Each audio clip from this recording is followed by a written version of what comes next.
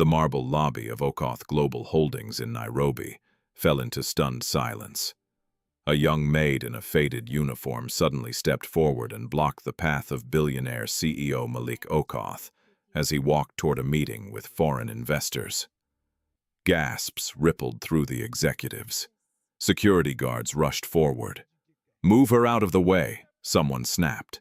But the maid, Auma, did not move. Her hands trembled as she lifted a small silver necklace toward him. "Please, you have to see this," she whispered. Malik barely glanced at it. Then his face drained of color, because the necklace carried a symbol his family had buried for 20 years. And suddenly the poor maid standing before him might know a truth no one else in the world did. Before we continue, tell me something. Where are you watching from today, and what time is it in your country right now? Stories like this travel across continents, and it's always incredible to see how far they reach. And if you enjoy powerful human stories about justice, kindness, and unexpected destinies, consider subscribing so you never miss the next one. Now, let's begin. Long before anyone in the shining glass tower of Okoth Global Holdings knew her name, Auma had already learned what it meant to be invisible. Every morning before the sun rose over Nairobi, Sarah woke in a cramped single room in Kawangware, one of the city's crowded neighborhoods where the walls were thin and the electricity flickered more often than it worked. The room held little more than a narrow mattress, a plastic chair, and a small metal trunk where she kept the few things she owned. She shared the space with her mother, Mama Atieno, whose coughing often echoed through the night. That morning, like many others, Sarah rose quietly so she wouldn't wake her. But the cough came anyway, a weak, dry sound. Sarah turned immediately. "Mama, are you okay?" she asked softly. Mama Atieno sat up slowly on the mattress, pressing a cloth to her lips. Her once strong shoulders looked smaller each week, as though the illness inside her was quietly stealing pieces of her strength. "I'm fine, child," she murmured. "Go to work. Don't be late again." Sarah forced a small smile. "I'll bring medicine on the way home." They both knew the truth. The medicine cost more than Sarah earned in 3 days. Still, she said it anyway, because sometimes hope needed to be spoken aloud, just to keep breathing. Within minutes, Sarah had washed at the small basin by the door and slipped into the faded orange and white uniform of the cleaning staff at Okoth Global Holdings. The fabric had been washed so many times that its color had softened into something dull and tired, but Sarah pressed it carefully every night, even if no one noticed, even if no one cared. Outside, the morning air carried the sounds of Nairobi, waking Matatu's honking street vendors, shouting the smell of frying mandazi drifting through the narrow roads. Sarah boarded a crowded bus, standing the entire way as it rattled through traffic toward the city center. From the window, she watched the skyline rise, tall buildings of glass and steel, reflecting the early sunlight. Among them stood the tallest, Okoth Global Holdings, a symbol of wealth so immense that most people in Nairobi only spoke about it in passing whispers. The company had investments across Africa: technology, shipping, construction, banking. At the center of it all stood one man, Malik Okoth. To the business world, he was a legend, a billionaire before the age of 45, a strategist who built an empire from his father's once modest logistics company. To his employees, however, Malik Okoth was something else entirely. He was distant, precise, unreachable. Most workers had never seen him in person. Sarah certainly hadn't. When she arrived at the building, the security gate scanned her badge without ceremony. Inside, the lobby stretched upward in polished marble and glass. Executives moved through the space in tailored suits, speaking quietly into phones, their shoes echoing sharply against the floor. Sarah and the other cleaning staff arrived before most of them. That was the rule. Invisible work had to be done before important people arrived. She took her mop and bucket and began working along the corridor outside the executive elevators. Beside her, an older cleaner slowly wiped down the brass railing. "Morning, Sarah," the woman said. Her name was Mama Njeri, and she had worked in the building longer than anyone could remember. "Morning, Mama Njeri," Sarah replied warmly. Mama Njeri smiled gently.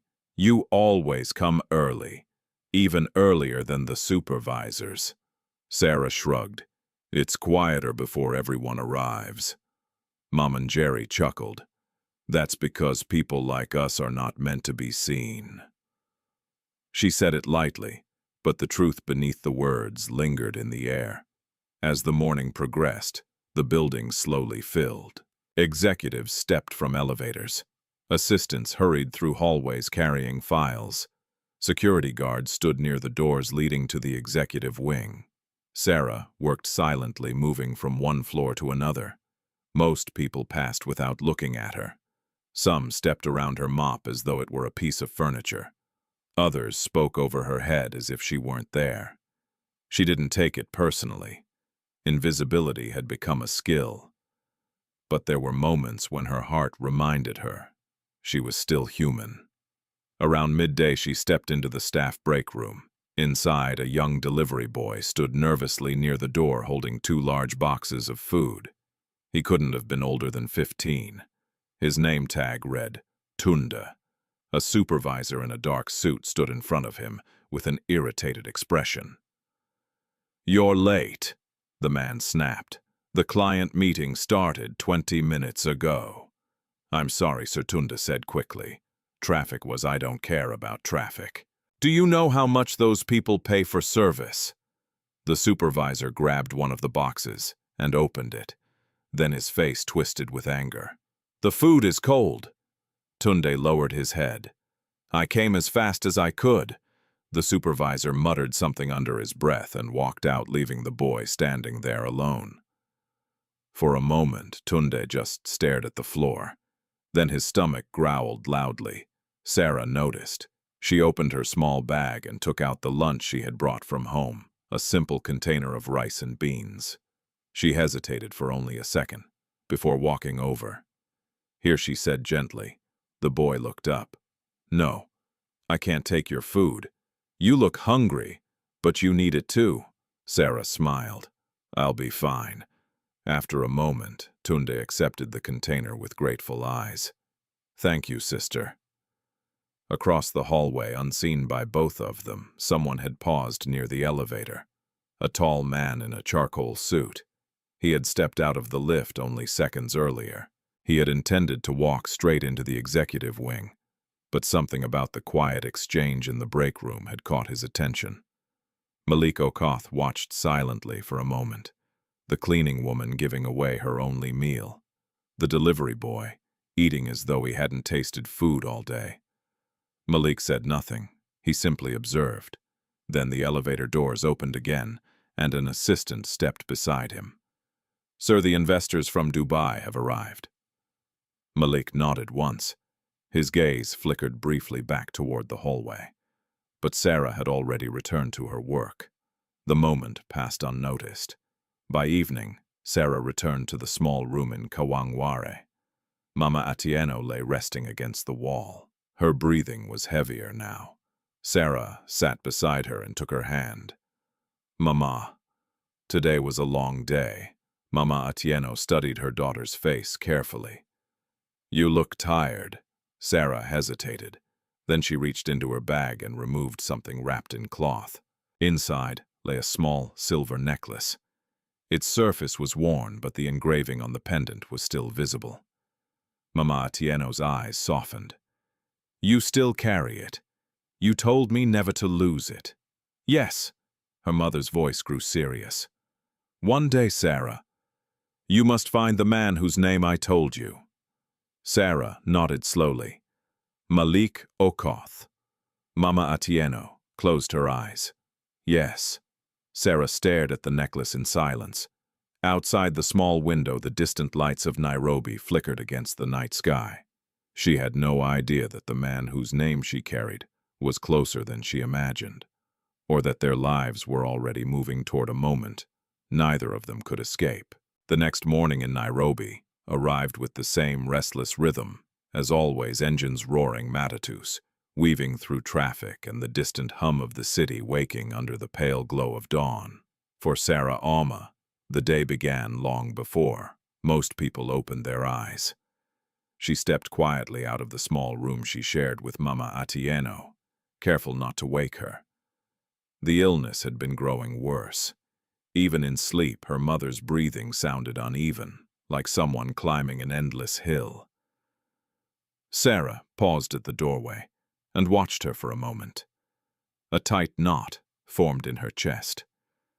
Every morning the fear grew a little heavier, the fear that one day she would return from work and the room would feel too quiet. She pushed the thought away and stepped outside. The streets of Kawangware were already alive with vendors setting up their small stalls. The smell of boiling tea and frying mandazi drifted through the cool morning air. Sarah bought a single cup of chai from an old woman who greeted her with a familiar smile. "You look tired, Sarah," the woman said. "I'm all right," Sarah replied. But her eyes carried the weight of too many responsibilities for someone her age. After the long bus ride to the city center, Sarah reached Okoth Global Holdings just as the sky turned bright. The building rose above Nairobi, like a monument to success. Glass walls reflected the sunlight and luxury cars lined the entrance as executives began arriving for the day. Inside the lobby shone with polished marble floors that seemed too perfect to touch. Sarah walked past the reception desk, quietly, pushing her cleaning cart toward the elevator, reserved for maintenance staff. "Morning," Sarah called a familiar voice. She turned to see Mom and Jerry already wiping down the brass handles near the staircase. "Morning, Mama and Jerry." The older woman leaned on her cloth and studied Sarah's face. "Did you sleep at all?" "A little." Mom and Jerry shook her head. "You work too hard for someone so young." Sarah only smiled. Sometimes explaining your struggles felt heavier than carrying them alone. They worked side by side for the first hour in comfortable silence. Sarah mopped the hallway near the executive offices while Mom and Jerry polished the glass partitions that separated meeting rooms from the corridors. Employees began streaming into the building. Some nodded politely, others walked past as if the cleaners were simply part of the furniture. Around mid-morning, a small commotion broke out near the security desk. Sarah looked up. A young guard named Joseph Otieno stood stiffly while a senior supervisor barked at him. "You're supposed to check every delivery truck that enters this building," the supervisor snapped. Joseph lowered his eyes. "Yes, sir." "Well, you didn't yesterday. Do you know how serious that is? I thought the driver had already been cleared." "That's not your decision." The supervisor shoved a stack of paperwork into Joseph's hands. "You're on double shift this week. Maybe then you'll learn to follow instructions." Joseph nodded silently. The supervisor stormed away. For a moment, Joseph simply stood there staring at the floor. Sarah watched him quietly. Joseph had only started working there a few months earlier. He was always polite to the cleaning staff, something that wasn't common among the security team. When the lobby quieted again, Sarah pushed her cart closer. "You look like you haven't eaten," she said gently. Joseph gave a small laugh. "Double shifts don't leave much time for lunch." Sarah reached into her bag again. Inside was the same simple container she carried every day. Rice and beans. She handed it to him without ceremony. Joseph hesitated. "You gave your food away yesterday, too." Sarah shrugged. "I can eat later." He studied her for a moment. "You remind me of my sister back in Kisumu," he said softly. "She never keeps anything for herself either." Sarah smiled faintly. "Maybe that's what sisters do." Joseph accepted the food. "Thank you, Sarah." Across the lobby, a familiar black sedan rolled up to the entrance. The glass doors opened immediately. Several assistants hurried forward. The atmosphere in the building shifted almost instantly. People straightened their jackets. Phones were lowered. Voices dropped to respectful tones. Malik Okoth had arrived. He stepped inside with the quiet confidence of a man used to being obeyed. Tall, composed, dressed in a dark, tailored suit. Behind him walked Victor Mensa, the company's ambitious chief operations officer, already speaking about the morning's meeting schedule. "The Johannesburg partners will arrive at 10, Victor said. "After that, we have the board review at noon." Malik nodded briefly. He moved through the lobby with long, purposeful strides. As he passed the security desk, his gaze briefly caught the sight of Joseph, eating from a small container. And standing beside him, the cleaning woman again. Sarah Auma. Malik slowed for a fraction of a second. He recognized her now. The same woman who had given her food to the delivery boy yesterday. Today, she was doing it again. He didn't interrupt. He didn't speak. But something about the quiet generosity unsettled him. Most people in the building were ambitious, calculated, careful about what they gave and what they gained. But this woman, she seemed untouched by those calculations. Victor noticed Malik's pause. "Is there a problem?" he asked. Malik shook his head. No. They continued walking.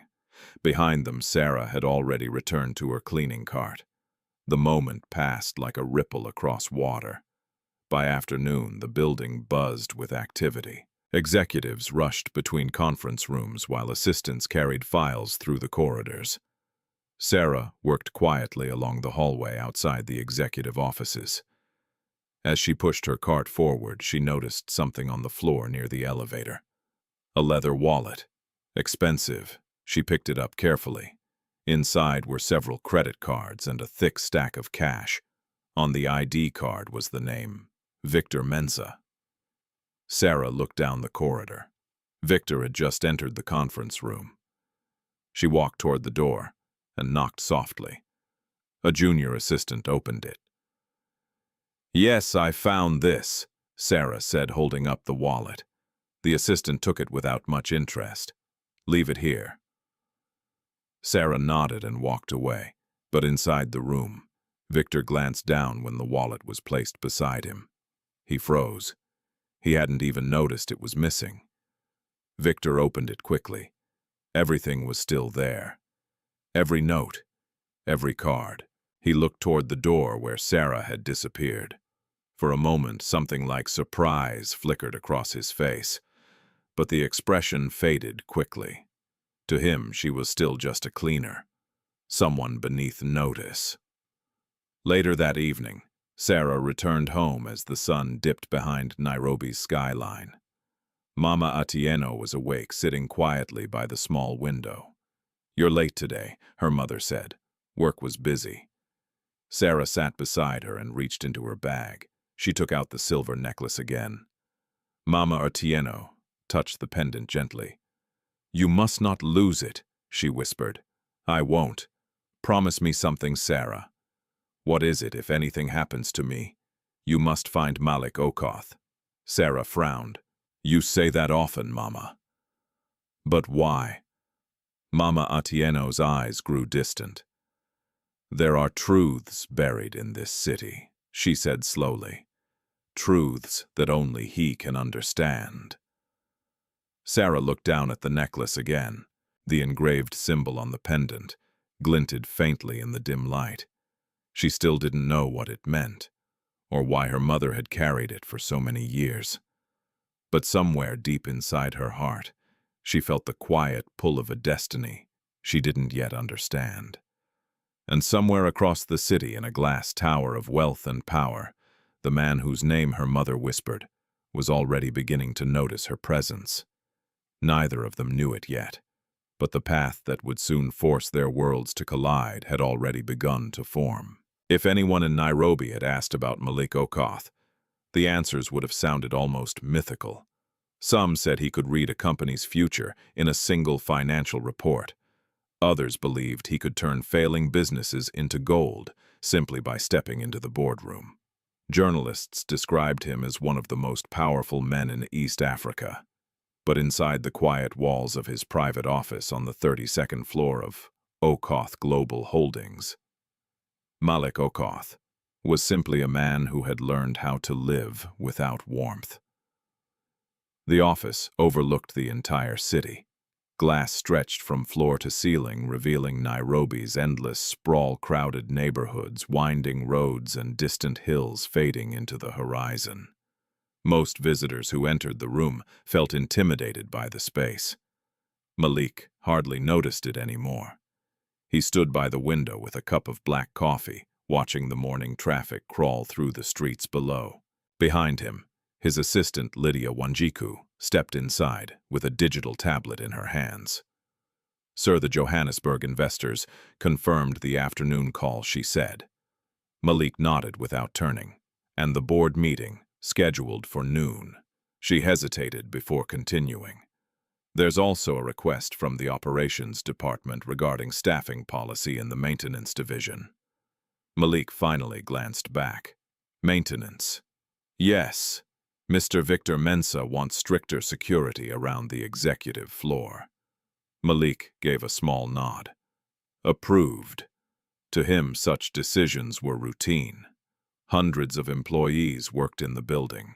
Their names rarely crossed his desk. Once Lydia left the office, the room fell silent again. Malik set his coffee down and walked toward the long conference table. On the wall behind it hung a framed photograph. It was the only personal object in the office. The photo showed a younger Malik standing beside his father, Samuel Okoth, outside a modest warehouse near the port of Mombasa. Behind them sat a single delivery truck, the first vehicle of what would eventually become Okoth Global's vast logistics network. Malik paused in front of the photo. His father had been a man of enormous determination, but also a man who believed deeply in family. Sometimes Malik wondered what Samuel Okoth would think of the empire his son had built. He wondered even more about the things the empire had cost. A soft knock interrupted his thoughts. "Come in." The door opened. Victor Mensah entered with his usual confident stride. Tall, sharply dressed, and always carrying the faint smile of someone who enjoyed power. Victor had joined Okoth Global nearly 10 years earlier. He had proven himself efficient, strategic, and ruthless when necessary. That ruthlessness had helped the company grow rapidly. Malik respected the results, but he never fully trusted the man. "Morning," Malik Victor said. Malik gestured toward the table. "What's the situation with the Johannesburg contract?" Victor opened a folder. "Negotiations are nearly complete. Once signed, it will double our freight capacity across southern Africa." Malik scanned the documents quickly. Numbers, projections, timelines. Everything appeared solid. Victor watched him carefully. "You've built something remarkable here," he said. Malik gave a faint smile. "We've built it." Victor leaned back in his chair. "There's just one concern." Malik raised an eyebrow. "Go on." "The company has grown too large for the informal structure we started with," Victor said. "We need stricter internal controls, especially regarding lower-level staff." Malik said nothing. Victor continued.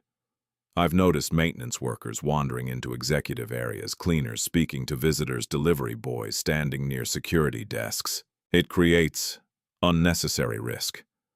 Malik thought briefly of the cleaning woman he had seen in the lobby the past 2 mornings. Sarah Auma. He didn't know why her name had stuck in his mind. Perhaps it was because she had given away her lunch twice. But he dismissed the thought. Victor was still speaking. "Employees at that level should remain strictly within designated zones," Victor said. "No exceptions." Malik folded his hands. "Do you believe they pose a threat?" "Not directly," Victor replied smoothly. "But discipline creates efficiency." Malik considered the words. He had spent years building systems, rules, order. Perhaps Victor was right. "Draft the policy," Malik said finally. Victor smiled. "Already done." He slid a document across the table. Malik signed it without hesitation. Across the building, the consequences of that decision would ripple quietly through the lives of people he had never met. Down on the 17th floor, Sarah Auma was finishing the last section of hallway when Mom and Jerry approached with a worried expression. "Have you heard the news?" the older woman asked. Sarah straightened. "What news? New rules from management." Mom and Jerry lowered her voice. "Maintenance staff are no longer allowed near the executive corridors during business hours." Sarah frowned. "But we clean those floors. Only after 7 p.m. now." Sarah looked down the hallway toward the elevators that led to the upper levels. Something in her chest tightened. Those floors were the only place where she might ever see Malik Okoth, and she still carried the necklace her mother had told her never to lose. The necklace meant nothing to most people, but her mother believed it held a connection to the powerful man whose name Sarah barely understood. Mom and Jerry studied her face. "You're worried?" Sarah hesitated. "Do you ever feel like your life is moving toward something, but you don't know what it is yet?" Mom and Jerry chuckled softly. "That's called destiny, child. I'm serious, I know." The older woman rested a gentle hand on Sarah's shoulder. "Whatever it is you're searching for, don't rush it. Some answers take time." Sarah nodded slowly, but time was exactly what she feared she didn't have. That evening, when Sarah returned home, Mama Atieno's condition had worsened. The coughing came in long, painful bursts. Sarah helped her sit upright and brought water. "Mama, we need to go back to the hospital," Sarah said quietly. Mama Atieno shook her head weakly. "No more hospitals, but there's something more important." Her mother reached for Sarah's hand. "You must promise me again. You will find Malik Okoth." Sarah swallowed. "I don't even know how to reach him." Mama Atieno looked toward the necklace resting on the table. "That symbol, his family knows it." "Why?" Mama Atieno's voice dropped to a whisper. "Because many years ago, it belonged to someone they lost." Sarah stared at her. "What do you mean, lost?" But Mama Atieno closed her eyes, exhausted. "Another time," she murmured. Sarah sat beside the bed in silence. Outside, the night air carried the distant sounds of Nairobi traffic. Inside the small room, the silver necklace glinted faintly under the dim light. Sarah picked it up again. The engraving on the pendant showed a simple but distinctive crest, a design that looked almost like a family symbol. For years it had been nothing more than a mysterious object her mother protected. But now the words echoed in Sarah's mind. Someone they lost. Somewhere across Nairobi, the man connected to that mystery sat in an office overlooking the city. A man who had no idea that a poor maid carrying a forgotten necklace was slowly being pulled toward the center of his world. And that the truth, buried between their lives, was far more dangerous than either of them could imagine. That night, long after the noise of Kawangware faded into the distant hum of Nairobi traffic, Sarah Auma sat awake beside the narrow mattress where her mother rested. A small kerosene lamp flickered on the metal table. Its weak yellow light cast long shadows against the walls. In Sarah's hand lay the silver necklace again. She had held it thousands of times over the years, yet tonight it felt heavier than ever. Her fingers traced the engraved crest on the pendant. A simple but elegant design, two curved lines forming something like a shield with a small star etched at the center. It wasn't jewelry that belonged to poor families like hers. Even worn and scratched, the necklace carried the quiet elegance of something that had once been expensive. "Sarah." Her mother's voice came weakly from the bed. Sarah quickly leaned closer. "I'm here, Mama." Mama Atieno's eyes were half open. The illness had taken so much strength from her that even speaking required effort. "You're still awake." "I was just thinking." Mama Atieno noticed the necklace in her hand. "You've always been curious about it." Sarah nodded slowly. "You told me it was important." "It is, But you never told me the full story. Her mother studied her face for a long moment. Perhaps she sensed the growing urgency, or perhaps she simply knew time was no longer generous. "Sit closer," Mama Atieno whispered. Sarah moved the chair beside the bed. Her mother took the necklace gently and held it between her fingers. "Many years ago, before you were born, I worked in Mombasa." Sarah listened carefully. Her mother rarely spoke about those years. "I was a nurse's assistant at a small clinic," Mama Atieno continued. "One night there was an accident on the highway outside the city." Her voice trembled slightly.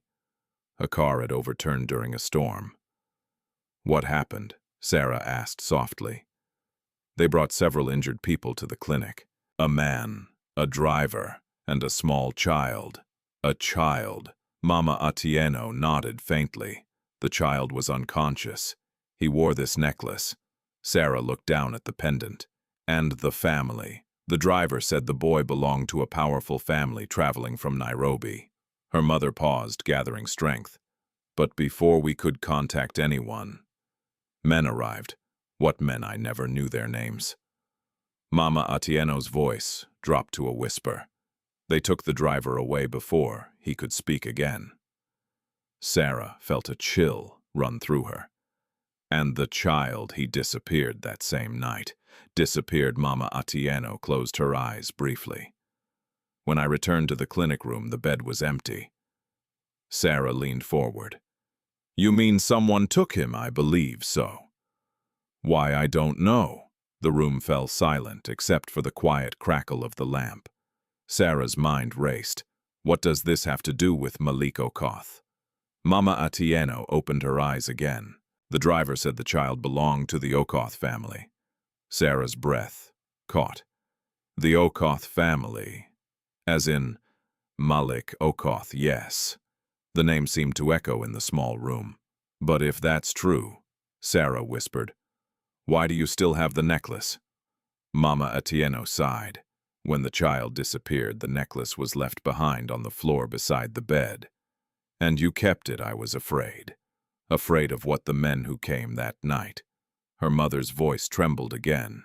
"They looked powerful, dangerous. I believed if I spoke about what happened, I might disappear too." Sarah stared at the necklace in disbelief. "So you kept it hidden all these years?" Mama Atieno nodded weakly. "I told myself I would return it one day. But you never did. I moved to Kisumu soon after. Then life changed, and you were born." Her mother reached out and gently closed Sarah's fingers around the pendant. "But now you must return it." Sarah looked at her. "Why now?" Mama Atieno's voice grew softer. "Because the truth deserves to be known." Sarah swallowed. "You think this necklace belongs to someone in Malik Okoth's family. I'm certain of it. But he's one of the most powerful men in Africa," Sarah said quietly. "People like me don't just walk into his office." Mama Atieno managed a faint smile. "Sometimes destiny doesn't ask permission." The next morning, Sarah carried the necklace with her to work again. But the conversation from the night before echoed constantly in her mind.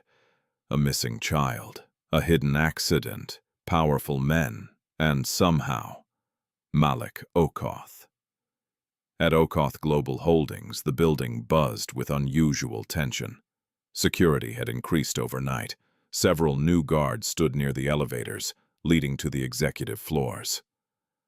Sarah noticed the change immediately. Mom and Jerry approached her near the cleaning supply closet. "Did you see all the new security?" the older woman asked. Sarah nodded. "What happened?" "New policy from Mr. Victor Mensah." Mom and Jerry shook her head. "He says lower staff should stay far away from executives." Sarah felt her chest tighten.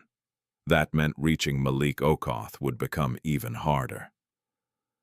As the morning continued, Sarah worked quietly along the maintenance corridor, but the necklace in her pocket felt like a constant reminder. Every time she touched it, she imagined the story her mother had told. Somewhere in the past, a child had vanished, and somehow the truth had been buried. Around midday, Sarah stepped into the service elevator with her cleaning cart. When the doors opened on the lobby level, she froze. Standing only a few meters away was Malik Okoth himself. He was speaking with Victor Mensa and several executives. For a moment, Sarah forgot to breathe. The man her mother had spoken about for years was suddenly right in front of her. Tall, calm, powerful. He looked exactly like the photographs she had seen in newspapers. Her heart began to race. Should she speak to him? Should she show him the necklace? But before she could move, a security guard stepped forward. Maintenance staff should use the rear corridor, the guard said firmly. Sarah nodded quickly and lowered her eyes. She pushed her cart away. Behind her, Malik Okoth continued walking toward the elevators. He never noticed the maid who had just stood only a few steps away. But as Sarah turned the corner into the maintenance hallway, she felt the familiar weight of the necklace in her pocket. And this time the feeling was different. It wasn't just curiosity anymore. It was urgency.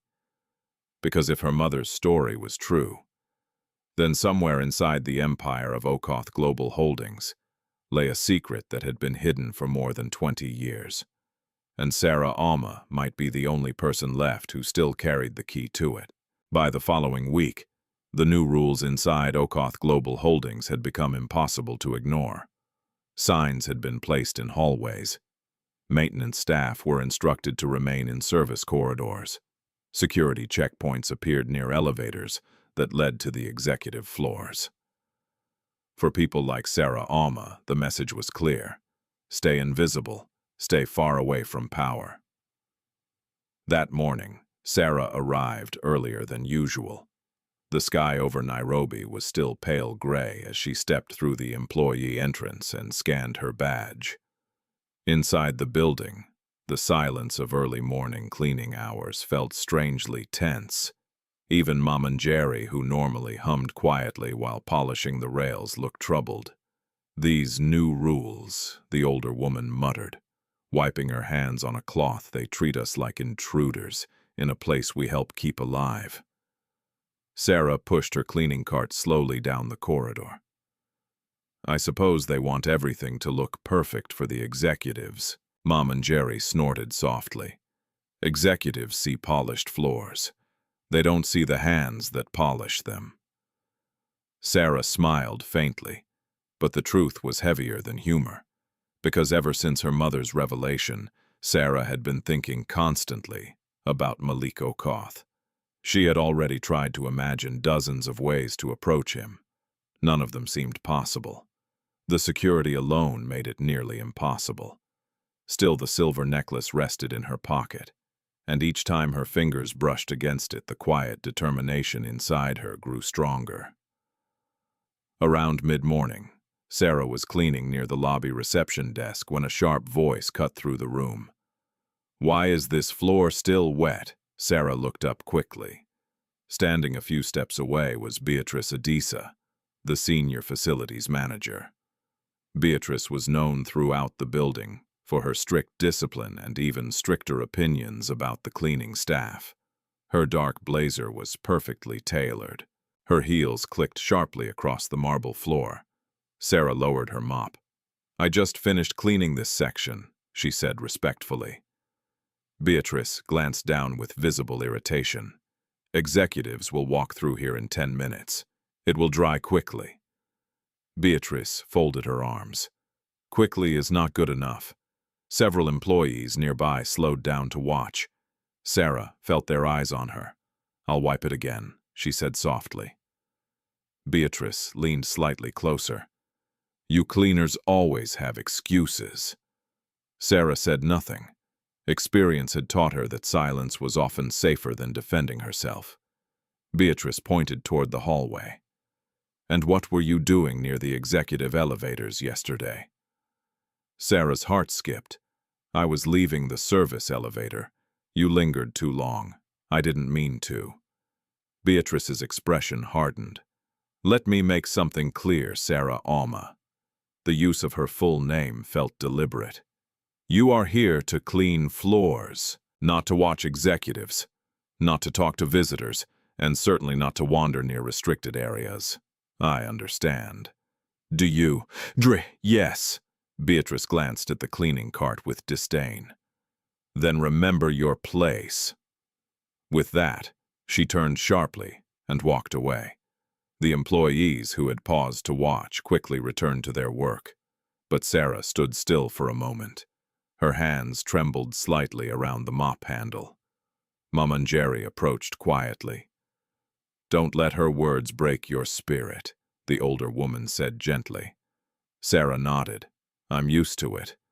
But the truth was that something inside her had shifted, because now she knew something. Beatrice did not. Somewhere above them, behind glass walls and boardroom doors, was a man whose family might be connected to the necklace she carried. And if that connection was real, then the story Sarah carried was far more important than the rules of a cleaning supervisor. Later that afternoon, Sarah stepped into the staff break room to refill her water bottle. The small room was nearly empty, except for Tunde, the delivery boy she had helped earlier that week. He was sitting at the table, staring at his phone with a worried expression. "You look troubled," Sarah said. Tunde sighed. "My boss says I might lose my job. Why late deliveries?" Sarah sat across from him. "Traffic in Nairobi can make anyone late." He laughed quietly. "My boss doesn't see it that way." Sarah understood the feeling. In large companies, small workers carried the biggest risks. "Don't give up," she said gently. "Sometimes people notice effort even if they don't say it." Tunde nodded slowly. "You always say things like that." Sarah smiled. "Maybe because I believe them." But even as she spoke, she wondered whether belief alone could change the walls that separated people like her from men like Malik Okoth. Meanwhile, several floors above Malik Okoth sat in a meeting room, reviewing quarterly reports. Victor Mensah stood beside the screen, presenting financial projections. "Our growth in the logistics sector has exceeded expectations," Victor said. Malik listened quietly. His attention appeared focused on the numbers, but his thoughts drifted unexpectedly to a small moment from earlier that morning. He had passed through the lobby quickly on his way to the meeting. Yet something had caught his eye. The same cleaning woman again. Sarah, Auma. She had been standing silently while a supervisor scolded her. Malik had heard only fragments of the conversation, but the tone had been unmistakable. Humiliation. He had continued walking. Executives were not expected to interfere in staff discipline. Still, the memory lingered. Victor finished the presentation. "Do you have any concerns?" he asked. Malik blinked slightly. No. But his mind remained elsewhere, for reasons he could not fully explain. The quiet presence of the maid had begun to stay in his thoughts longer than it should. That evening, Sarah returned home to find Mama Atieno sitting by the window. The coughing had eased slightly. "You look tired," her mother said softly. "Work was difficult today." Mama Atieno studied her daughter's face. Because of the supervisor, Sarah looked surprised. "You always know. A mother knows." Sarah sat beside her and placed the silver necklace on the table. "I saw him today," she said quietly. "Malik Okoth." Her mother's eyes widened. "You did? He walked past me in the lobby, and he didn't see me." Mama Atieno looked down at the necklace. "Maybe not yet." Sarah leaned back in her chair. "How am I supposed to reach someone like him?" Her mother smiled faintly. "When the time is right, paths have a way of crossing." Sarah stared at the small pendant again. Somewhere in the vast city beyond the window, the man connected to this mystery lived a life surrounded by wealth and influence. And here she was, a poor maid with a secret she barely understood. But deep inside her heart, Sarah Auma knew one thing with growing certainty. No matter how many rules stood in her way, one day she would find the courage to stand in front of Malik Okoth. And when that moment came, the truth hidden inside the silver necklace would change everything. The following days at Okoth Global Holdings passed under a cloud of quiet tension. The new policies introduced by Victor Mensa had begun to reshape the daily rhythm of the building. Cleaning crews were now restricted to service corridors during business hours. Security guards monitored movement more strictly.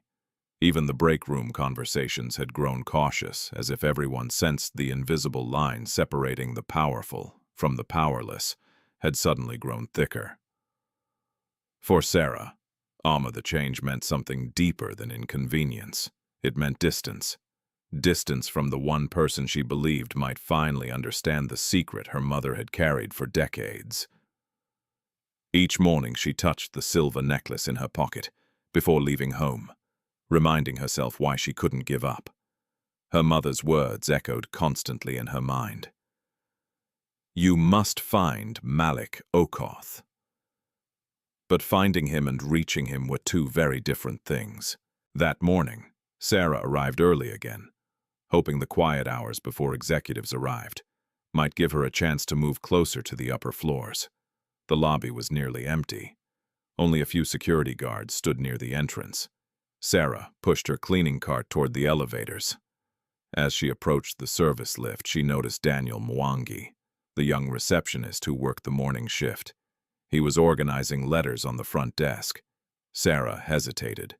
Then she stepped closer. "Daniel," she said softly. He looked up with a friendly expression. "Morning, Sarah. Can I ask you something?" "Of course." Sarah glanced around to make sure no supervisors were nearby.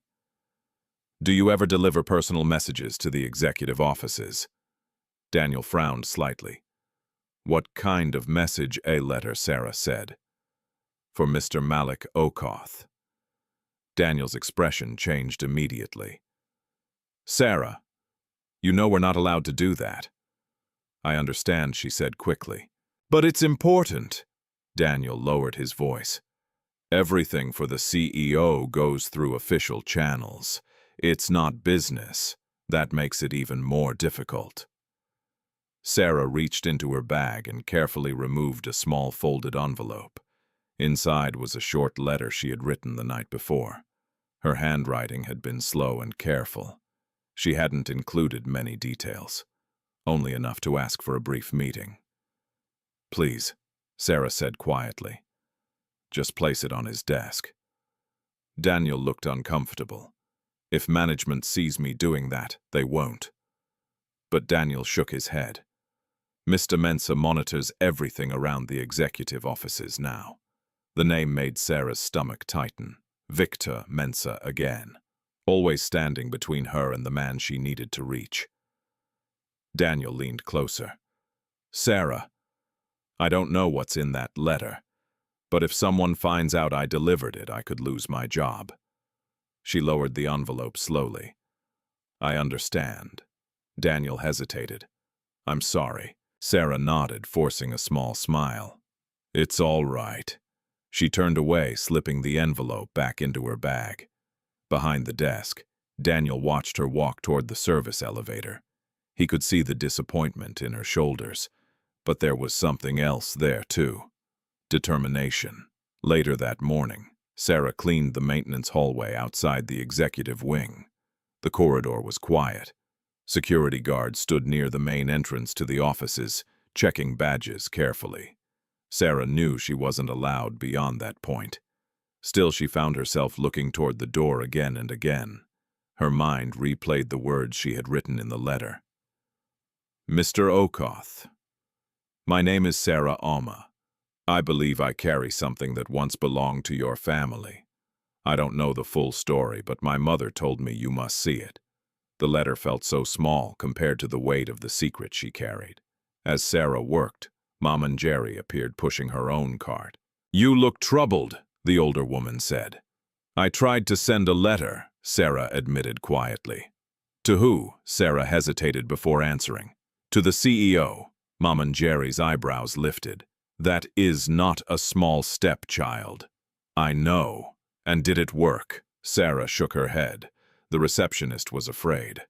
Mom and Jerry sighed. "Fear travels quickly in buildings like this." Sarah leaned on her mop. What would you do? The older woman thought for a moment. Sometimes when doors stay closed, destiny asks you to knock louder. Sarah looked at her. What does that mean? Mom and Jerry smiled gently. It means you may have to take a risk. The words lingered in Sarah's mind long after the older woman returned to her work. Upstairs, Malik Okoth was reviewing logistics reports when Victor Mensah entered his office again. There's a small issue with the maintenance staff, Victor said. Malik glanced up. What kind of issue? One of the cleaners has been asking employees to deliver messages to you. Malik frowned slightly. A cleaner? Yes. Her name is Sarah Auma. The name caught Malik's attention immediately. He remembered her, the woman who had given her lunch away. The same woman who had been scolded in the lobby days earlier. What kind of message, Malik asked. Victor shrugged. She claims it's personal. Malik leaned back in his chair. And I instructed the receptionist not to deliver anything. Malik studied him quietly. That seems unnecessary. Victor gave a polite smile.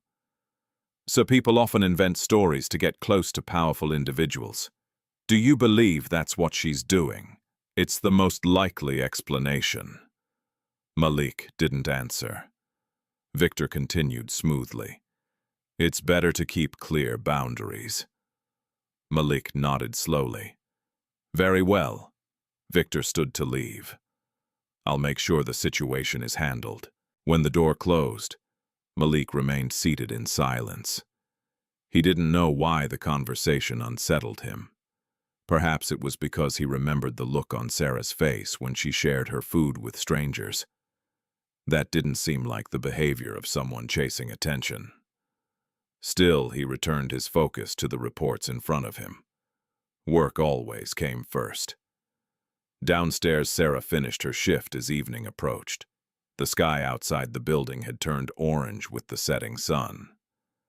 She stepped out of the employee entrance and paused for a moment on the sidewalk. Cars streamed past. People hurried home. In the reflection of the glass tower above her, Sarah could see the small figure she appeared to be, compared to the massive structure behind her. For a moment, doubt crept into her heart. Maybe reaching Malik Okoth truly was impossible. Maybe the necklace would remain nothing more than a forgotten piece of history. But then she remembered her mother's voice. You must find him. Sarah took the envelope from her bag again. She looked up at the towering building. If letters couldn't reach him, if rules and policies blocked every polite path, then perhaps there was only one way left. She would have to stand in front of him herself, and make sure he couldn't ignore her. The thought frightened her, but for the first time since learning the truth about the necklace, Sarah felt something stronger than fear. She felt resolve. Because sometimes the only way a quiet voice can be heard is by stepping directly into the path of power. For several nights after her failed attempt to send the letter, Sarah Auma slept very little. Each time she closed her eyes, the same thoughts circled in her mind like restless birds. The necklace, her mother's story, and the impossible distance between her life and the man named Malik Okoth. She knew that quietly waiting would change nothing, but rushing forward blindly could destroy the only chance she had to reveal the truth. So Sarah continued working as usual, carrying the secret inside her pocket, like a small hidden flame. At Okoth Global Holdings, the days moved with the mechanical rhythm of a powerful machine. Executives arrived in luxury cars. Assistants hurried through the halls with tablets and files. Security guards scanned badges at every restricted doorway. And somewhere high above them all, the decisions that shaped entire industries were made behind glass walls. For people like Sarah, those floors felt like another world. Still, she watched carefully. She observed Malik Okoth's daily patterns the few times she saw him pass through the lobby. He usually arrived shortly after 9. He often left for external meetings around midday, and sometimes late in the afternoon. He walked alone from the executive elevators toward the private parking area. Those quiet moments became the focus of Sarah's thoughts. If she could speak to him during one of them, just once, perhaps he would listen. But before she could act on that fragile hope, something unexpected happened. One evening after finishing her shift, Sarah stopped by Nairobi General Hospital to check on her mother's medical file. Mama Atieno had insisted she bring back the old documents from years earlier, the ones connected to the accident she had described. The hospital building was older than most in the city. Long corridors stretched beneath flickering fluorescent lights. The smell of antiseptic lingered in the air. At the records desk sat an elderly nurse reviewing paperwork. Her name tag read, Nurse Zawadi. Sarah approached carefully. "Excuse me," she said. The nurse looked up over her glasses. "Yes, child. I'm looking for an old record," Sarah explained. "How old? More than 20 years." Nurse Zawadi raised her eyebrows. "That is very old." Sarah removed the silver necklace from her pocket and placed it gently on the desk. "My mother worked at a clinic in Mombasa a long time ago. She said an accident brought a child wearing this necklace." The nurse's eyes narrowed as she examined the pendant. For a long moment she said nothing. Then her expression changed. "Where did you get this?" "It belonged to the child." Nurse Zawadi leaned closer, studying the engraving carefully. "I remember this symbol." Sarah's heart skipped. "You do?" The nurse nodded slowly. "Not from Mombasa, but from Nairobi."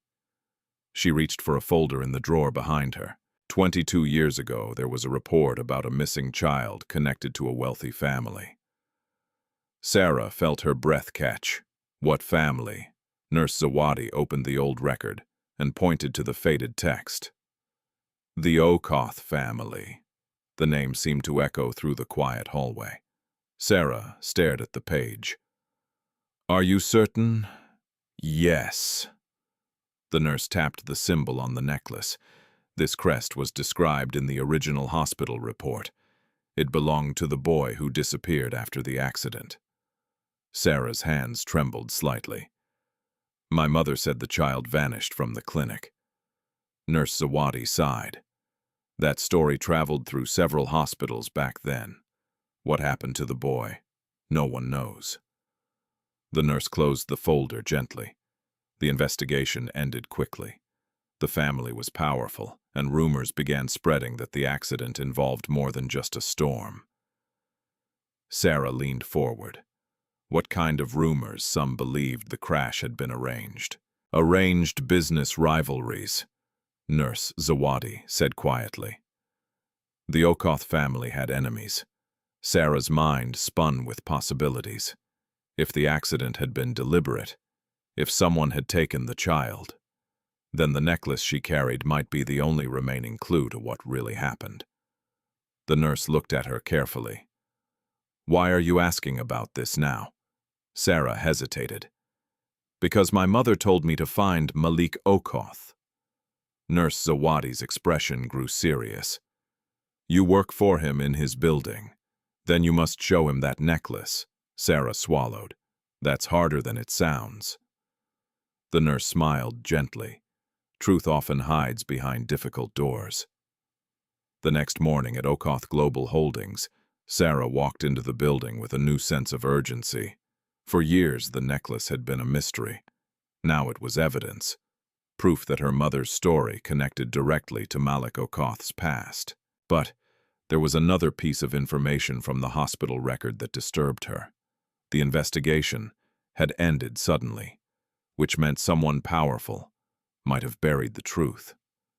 As Sarah cleaned the hallway near the executive wing, she noticed Victor Mensah speaking with a group of senior managers. He stood confidently in the center of the corridor, issuing instructions with sharp precision.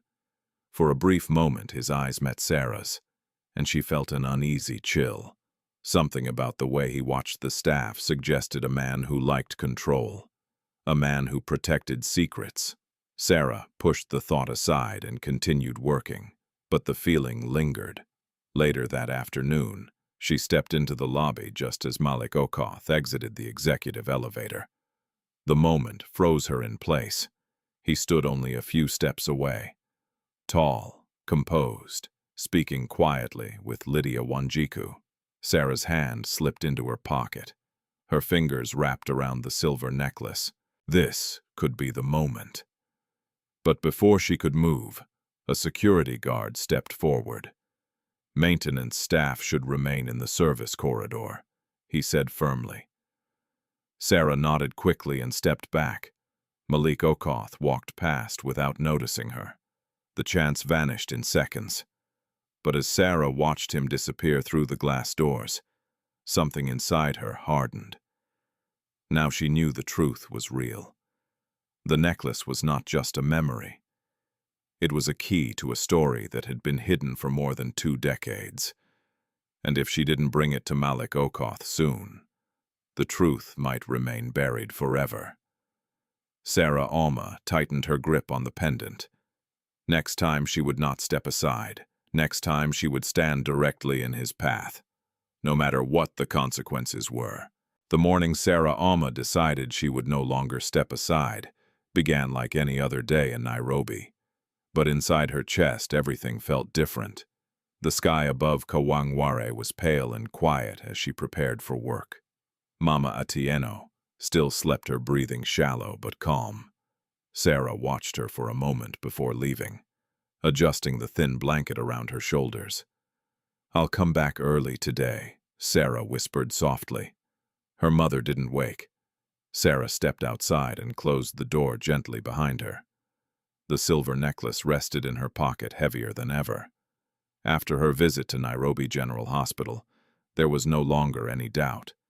The necklace belonged to the Okoth family, which meant the story her mother had guarded for 22 years was not just a memory. It was a missing piece of someone else's life, someone powerful, someone who deserved to know the truth. And that person was Malik Okoth. Sarah boarded the crowded morning bus and stared out the window as the city rolled past. Vendors opened their stalls. School children walked in groups along dusty sidewalks. Life moved forward in its usual rhythm. But Sarah's thoughts stayed fixed on a single decision. Today, she would stop waiting. Today, she would make sure Malik Okoth saw her. At Okoth Global Holdings, the lobby buzzed with activity. Executives moved quickly through the glass doors while assistants checked schedules and deliveries. Sarah pushed her cleaning cart through the service entrance and headed toward the maintenance corridor. But, instead of beginning her usual route, she paused near the corner where the executive elevators opened into the lobby. From there, she could see the entire entrance area. Her heart began to beat faster. According to the pattern she had observed for weeks, Malik Okoth would arrive soon. Sarah wiped her hands on a cloth, trying to calm herself. She had never done anything like this before. Breaking rules in a building like this could cost her job immediately. But the thought of returning home without trying felt worse. Minutes passed slowly. Employees moved in and out of the elevators. Security guards stood alert near the doors. Then the familiar black sedan rolled to a stop outside. Sarah's breath caught. The glass doors opened. Malik Okoth stepped inside. He moved through the lobby with his usual calm confidence, accompanied by Victor Mensah and 2 assistants. Conversations lowered as he passed. The presence of power had a way of silencing rooms. Sarah's fingers tightened around the necklace inside her pocket. This was the moment. Her legs felt heavy, but she forced herself to move. As Malik approached the elevators, Sarah stepped out from the maintenance corridor, straight into his path. Gasps rose immediately from nearby employees. A security guard moved forward. "Ma'am, step aside." But Sarah didn't move. Malik Okoth stopped. For the first time, the powerful CEO found his path, blocked by a cleaning worker holding a small metal pendant in trembling hands. Victor Mensa's voice cut sharply through the silence. "What is the meaning of this?" Sarah swallowed hard. Her voice shook, but the words came out clearly. "Mr. Okoth, please look at this." She raised the necklace. Security guards closed in on both sides. "Remove her," Victor snapped, but Malik lifted one hand slightly. The guards froze. His eyes had fallen on the pendant. At first, his expression remained neutral. Then something changed, a flicker of recognition. He stepped closer. "Where did you get that?" he asked quietly. The question was calm, but something in his voice made the entire lobby fall silent. Sarah felt the tension in every corner of the room. "My mother found it many years ago," she said. Malik's gaze sharpened. "Your mother?" "Yes." Victor Mensa stepped forward quickly. "Sir, this is clearly inappropriate." "We should handle this through." Malik raised his hand again without looking at him. Victor fell silent. Malik's attention remained fixed on the necklace. He reached out slowly. "May I see it?" Sarah nodded and placed the pendant in his hand. For a long moment he said nothing. His thumb brushed the engraved crest, the small star, the curved shield, his face drained of color. Victor noticed immediately. Malik. But Malik wasn't listening. His voice, when it came, sounded distant. "This symbol." He looked at Sarah again. "Who are you?" "My name is Sarah Auma, and your mother, Mama Atieno."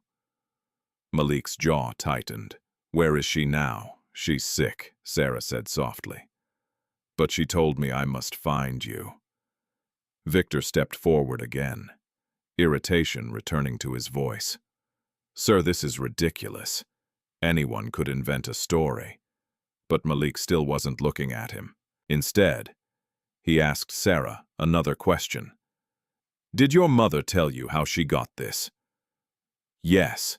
"What did she say?" Sarah hesitated, glancing at the curious faces gathering around them. "Not here," she whispered. For the first time, Malik seemed to notice the crowd. Employees had begun to gather quietly along the edges of the lobby. Phones appeared in several hands. Victor cleared his throat. "This scene is becoming disruptive." Malik finally turned toward him. "Have my office cleared." Victor blinked. "Sir, I want to speak with her privately." Victor hesitated only briefly before nodding. "Of course." Malik handed the necklace back to Sarah. "Come with me." The words sent a ripple through the crowd. A cleaning maid being escorted upstairs by the CEO himself was something no one had ever seen before. Security guards stepped aside. The executive elevator doors opened. Sarah followed Malik inside. Victor Mensa joined them, though the tension in his posture had grown noticeably sharper. As the doors closed, Sarah's heart pounded harder than ever before. The elevator rose smoothly toward the upper floors. Neither Malik nor Victor spoke, but Sarah could feel Victor watching her carefully, as if measuring something. When the elevator finally stopped on the 32nd floor, Malik stepped out first. Sarah followed him into a wide corridor of glass offices and quiet luxury. At the end stood a large wooden door. Malik opened it and stepped inside. His private office overlooked the entire city. Sunlight streamed across the polished floor. Sarah had never seen a room like it. Malik turned toward her. His voice was calm again. "Tell me everything your mother told you." Sarah took a deep breath. She reached into her pocket and placed the necklace on the table between them. "My mother worked at a clinic in Mombasa," she began. "There was an accident, and a child wearing this necklace." Malik's expression tightened. But before she could continue, Victor Mensa suddenly spoke. "Sir, perhaps we should verify her claims." Before listening to Malik's eyes flash toward him. "Victor." The single word carried unmistakable authority. Victor fell silent. Malik turned back to Sarah. "Continue." And as Sarah began telling the story that had waited 22 years to be heard, None of them realized that the truth she carried would soon shake the foundations of everything Okoth Global Holdings believed about its past. The office of Malik Okoth felt impossibly quiet. From the wide glass windows behind his desk, the skyline of Nairobi stretched far into the distance. Cars moved like tiny insects along the highways below, and sunlight glinted off the surrounding towers of steel and glass. But inside the room, the atmosphere was heavy with tension. Sarah Auma stood near the edge of the long conference table, her hands clasped together to keep them from trembling. The silver necklace lay on the polished surface, between her and the man whose name her mother had repeated for so many years. Malik Okoth studied the pendant again. His thumb slowly traced the small engraved crest, the curved shield, the tiny star at the center, a symbol he had not seen in more than 2 decades. Across the room, Victor Mensah stood with his arms folded, his expression tight with controlled impatience. Finally, Malik spoke. "You said your mother found this after an accident." Sarah nodded. "Yes, tell me everything." She took a slow breath. "My mother worked at a small clinic in Mombasa. One night during a storm, there was a car accident on the highway. Several people were brought in, including a driver and a young boy." Malik's jaw tightened slightly. "How old was the boy?"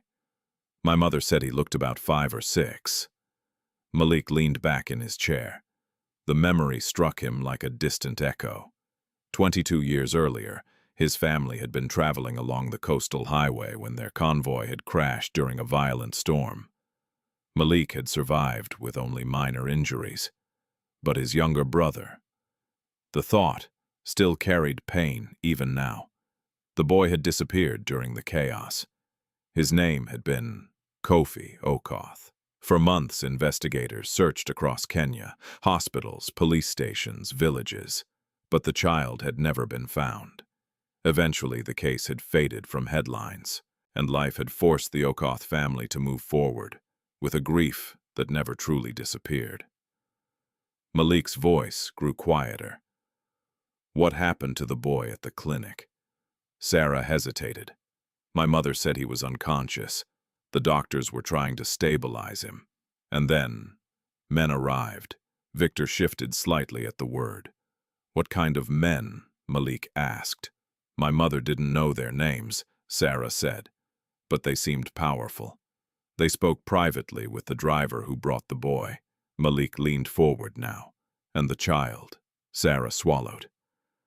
"When my mother returned to the room, the boy was gone." The silence in the office deepened. Victor cleared his throat. "With respect, sir, this story proves nothing." Malik didn't look at him. "Let her finish," Sarah continued. "My mother said the necklace was left on the floor beside the bed. She kept it because she was afraid. Afraid of what the men who came that night." Victor shook his head slightly.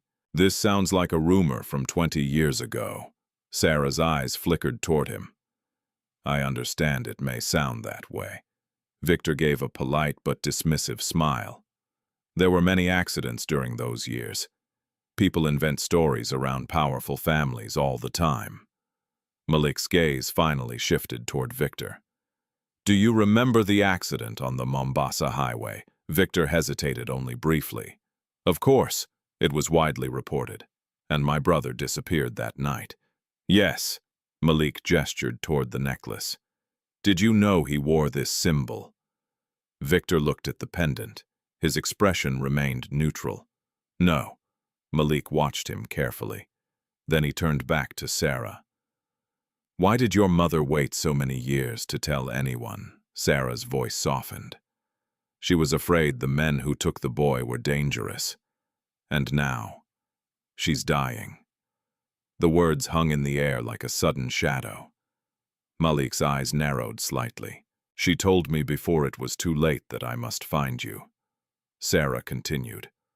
"Why she believed the necklace belonged to your missing brother." Malik stared at the pendant again. A storm of memories rose inside him. Kofi's laughter, the small boy running along the docks in Mombasa, the necklace their father had given him as a birthday gift, the crest of the Okoth family. Malik's voice grew quiet. I thought that necklace was lost in the crash. Sarah said nothing. Victor stepped forward again. Sir, even if this pendant resembles the one your brother wore, it doesn't mean the story is true. Malik didn't respond immediately. Instead, he stood slowly and walked toward the window. The city stretched beneath him like a map of endless movement. For 22 years he had accepted that the search for his brother had ended in tragedy. But now a poor maid stood in his office holding a piece of that past. Victor's voice broke the silence again. We should verify her claims before taking them seriously. Malik turned back toward the table. That will happen. Victor nodded approvingly. I can have our legal team. None. Victor blinked. Malik's voice was calm but firm. I will handle the investigation personally. Victor's expression tightened. That may not be necessary. It is. Malik looked at Sarah again. Where is your mother now? At home in Kawangware. Is she strong enough to speak? I think so. Malik nodded slowly. I would like to meet her. Victor stepped forward again. Sir, with respect, this situation could attract unnecessary attention. Malik's gaze shifted toward him. For 22 years, my family has lived without answers. Victor said nothing. Malik continued. If there is even the smallest chance that this story is connected to my brother, I intend to learn the truth. The authority in his voice ended the discussion. Victor forced a polite smile. Of course, but Sarah noticed something else in his eyes. A flicker of tension, almost like unease. Malik picked up the necklace once more. I will keep this for now, he said. Sarah hesitated. It's all I have. You will get it back. He placed the pendant carefully on his desk. Then he turned toward his assistant, who had entered quietly during the conversation. Lydia, cancel my afternoon meetings. Yes, sir, and arrange transportation. For where? Malik looked at Sarah. Kawangware. Victor's posture stiffened. Sir, that area is not exactly I know where it is. Victor fell silent again. Sarah felt her heart racing. Everything was moving faster than she expected. The secret her mother had guarded for decades was finally being spoken aloud. And now the most powerful man in Nairobi was about to step directly into her world. But as she glanced toward Victor Mensah, the uneasiness returned. His calm smile no longer reached his eyes. Because if the story Sarah had brought into the office turned out to be true, then the past of the Okoth family might not only reveal a missing child, it might also expose people who had worked very hard to keep that truth buried. The news that Malik Okoth had canceled his afternoon meetings spread quietly through the executive floor. Assistants whispered to one another. Board members glanced at their schedules in confusion. It was rare for Malik to change plans without warning, but only a few people knew the real reason. Inside his private office, the atmosphere had grown tense. Sarah Auma stood near the door, unsure whether she should remain or leave. The conversation she had just shared felt unreal. For years, the story had lived quietly between her and her mother. Now it had entered the center of one of Africa's most powerful companies. Across the room, Victor Mensah stood beside the conference table with his arms folded. He was smiling politely, but the smile carried a thin edge. Sir Victor said carefully, "Before you visit this woman's mother, I strongly recommend verifying the situation through official channels." Malik looked at him calmly. "What do you suggest?" "A background check." Victor walked slowly across the room, speaking with the smooth confidence that had helped him rise within the company. "This woman appeared suddenly with a story tied to your family's past. It would be irresponsible not to confirm her identity first." Sarah felt her chest tighten. Malik glanced toward her. Sarah has already told us her name and where she lives. Victor shrugged lightly. People can say many things. Malik studied him. And what exactly do you believe she is trying to gain? Victor didn't hesitate. Access. The word hung in the air. Sir, powerful families attract people who invent connections for personal advantage. It happens everywhere. Sarah lowered her gaze but did not speak. Malik's voice remained calm. Sarah has asked for nothing. Victor gave a small nod. Not yet. Malik turned away from him and walked toward the window again. The city stretched endlessly below. For a moment he said nothing. Then he spoke quietly. 22 years ago, my brother vanished. Victor's expression softened slightly. I remember the tragedy. Malik's reflection stared back at him from the glass. Investigators found nothing. Yes, but this necklace exists. Victor glanced at the pendant on the desk. That alone does not prove the story. No, Malik agreed. But it deserves to be heard. Victor sighed softly. As you wish. His tone remained respectful, but Sarah sensed something shifting beneath the surface. Victor turned toward her. Miss Auma. Yes, if this story turns out to be false, you must understand the consequences. Sarah lifted her head. I'm not lying. Victor's eyes held hers for a long moment. We will see. Half an hour later, Malik and Sarah stepped out of the executive elevator together. The lobby fell silent again. Employees who had witnessed Sarah blocking the CEO's path earlier that morning were already whispering among themselves. Now the sight of the two, walking side by side, sent another ripple through the room. Security guards opened the glass doors without question. Outside, Malik's black sedan waited at the curb. The driver stepped forward immediately. Sir, we're going to Kawangware, Malik said. The driver blinked slightly but nodded. Yes, sir. Sarah hesitated before getting into the car. She had never sat inside a vehicle like this before. The seats were soft leather. The interior smelled faintly of polished wood and clean fabric. Malik sat beside her in thoughtful silence as the car pulled away from the building. For several minutes, neither of them spoke. Finally, Malik looked toward her. You seem nervous. Sarah gave a small laugh. I'm sitting in a car with the most powerful businessman in Nairobi. That doesn't make me dangerous. No, she said quietly. But it does make this moment feel unreal. Malik considered that. Do you believe your mother's story completely? Yes. You never doubted it. Sarah shook her head. She never lied to me. Malik nodded slowly. Then his gaze shifted toward the city outside the window. The road leading toward Kawangware passed through busy intersections and crowded markets. Street vendors waved newspapers at passing cars. Children played near the sidewalks. Malik had spent most of his life focused on boardrooms and financial markets. The neighborhoods beyond the glass towers of downtown Nairobi rarely entered his daily routine. But today, he watched the streets carefully, because somewhere among them lived the woman who might hold the missing piece of his family's past. Back at Okoth Global Holdings, Victor Mensah stood in Malik's office, with a very different expression than the one he had shown earlier. The polite smile had disappeared. In its place was calculation. Victor picked up his phone and dialed a number. After a moment, someone answered. Hello, it's Victor, he said quietly. The voice on the other end lowered immediately. Yes, sir. I need information about a woman named Sarah Auma, from where Kawangware. Victor walked slowly toward the window.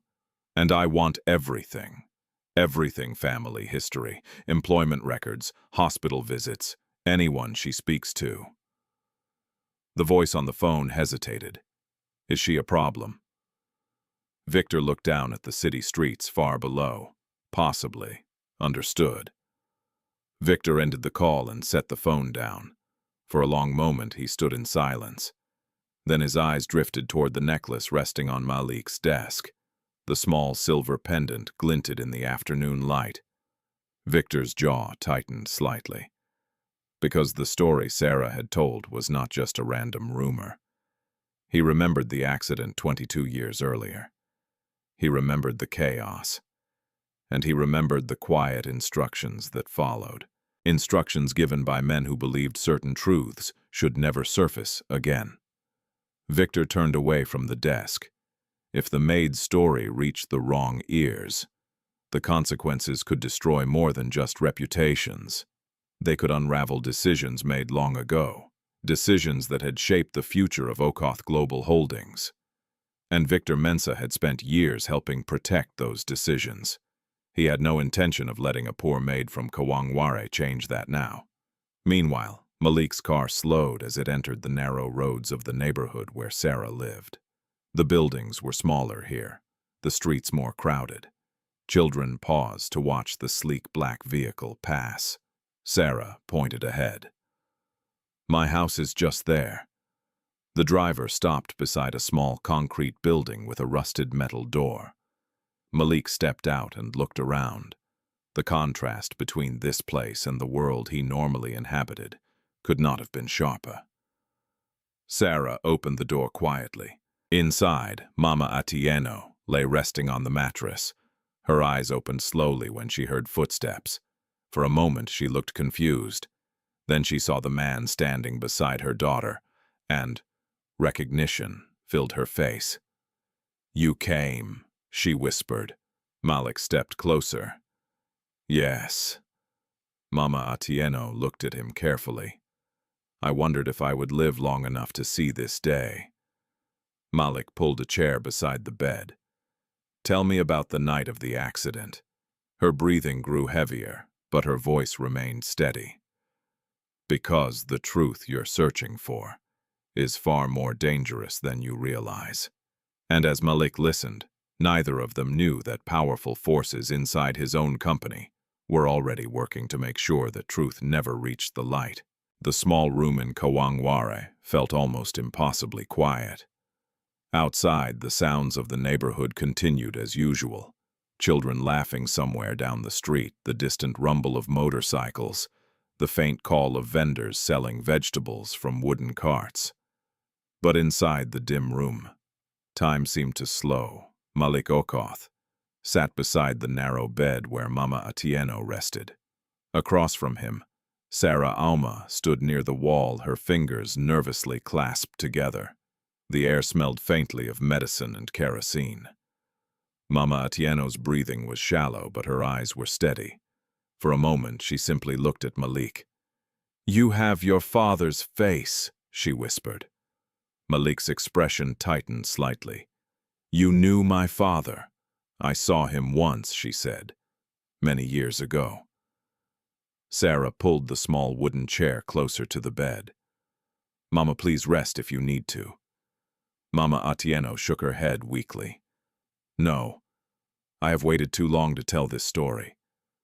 Malik leaned forward slightly. "Start from the beginning." She closed her eyes for a moment, gathering strength. "The night of the accident was stormy," she began. "The rain was so heavy we could barely see the road outside the clinic. Around midnight, a truck driver arrived carrying 2 injured passengers from a crash on the highway." Malik's hands tightened slightly on his knees. "My brother was with that convoy," he said quietly. "Yes," Mama Atieno replied. "There was a man driving him. Our family driver," Malik confirmed. "He survived the crash," she continued, "but he was badly injured. And my brother, the boy, was unconscious, but alive." Sarah watched Malik's reaction carefully. For years, he had believed the accident might have killed the child. But hearing that his brother had survived, even briefly, seemed to shake something deep inside him. "What happened next?" Malik asked. Mama Atieno took a slow breath. The clinic staff tried to stabilize both patients, but the storm had cut off the telephone lines. "We could not contact Nairobi immediately." She paused, coughing weakly. Sarah quickly offered her water. After a moment, Mama Atieno continued. The driver kept repeating the same thing before he lost consciousness. "What did he say?" Malik asked. "He said the boy belonged to the Okoth family." Malik nodded slowly. "That much is correct. But before we could arrange transport to a larger hospital, men arrived." Sarah had heard this part before, but Malik leaned forward with renewed focus. "How many? 3. And they identified themselves." Numero Mama Atieno's voice dropped lower. They spoke quietly with the clinic director. "What did they say?" I couldn't hear everything, she admitted. "But I heard enough." Malik waited. "They said the boy must be taken immediately. Taken where they didn't say." Malik's jaw tightened, and the clinic allowed this. The director seemed afraid. Sarah felt a chill run through her. Afraid of what she asked. Mama Atieno looked toward Malik. Of the men, Malik's voice grew colder. "What did they do next?" "They went into the room where the boy was resting, and when I returned a few minutes later, the bed was empty." Malik stood suddenly and walked a few steps across the room. Sarah watched him carefully. The calm businessman she had seen in the glass towers now looked like a man struggling with memories buried deep in his past. "You're saying someone took my brother from the clinic?" he said slowly. "Yes. Why would they do that?" Mama Atieno shook her head. "I don't know." Sarah spoke quietly, but Nurse Zawadi at Nairobi General said there were rumors. Malik turned toward her. "What rumors? That the accident may not have been accidental." The words settled heavily in the room. Malik's eyes narrowed. "You believe someone arranged the crash?" "It's possible," Sarah said softly. Mama Atieno nodded weakly. "I believe the same." Malik paced slowly across the small room. Outside, a motorcycle roared past the building. The noise faded quickly. 22 years, he said quietly. "For 22 years, my family believed my brother died during that storm." He looked at Mama Atieno again. "But if he was taken—" His voice trailed off. Sarah understood the thought he could not finish. If the boy had been taken alive, then the possibility existed that he might have survived, or that someone had deliberately hidden him. "Did the driver ever wake up again?" Malik asked. Mama Atieno nodded slightly. For a few minutes, and he tried to speak. Malik stepped closer. "What did he say?" Mama Atieno's eyes filled with faint sadness. "He said something about betrayal." Malik frowned. "Betrayal, yes. From who?" He tried to say a name. "What name?" Mama Atieno hesitated. Her breathing grew heavier again. Sarah leaned forward anxiously. "Mama." But Mama Atieno's voice was barely a whisper now. I could not hear it clearly. Malik knelt beside the bed. "Try to remember." She closed her eyes, searching her memory. "For years I have tried to recall the exact word he said," she murmured. "What did it sound like?" "It sounded like—" Her voice faded. Sarah held her hand. "Mama, please." Mama Atieno's lips trembled slightly. "It sounded like—" Her eyes opened again. "Mensa." The name struck the room like a sudden storm. Sarah's heart skipped, because only hours earlier they had been speaking with a man named Victor Mensa. Malik's face turned completely still. "Are you certain?" he asked quietly. Mama Atieno nodded faintly. That was the name. Sarah felt the room spin slightly. Victor Mensa had been standing beside Malik in the office earlier that day. Victor Mensa had tried to stop Malik from investigating the story. Victor Mensa had insisted Sarah might be lying. Malik slowly stood again. His mind moved rapidly through memories.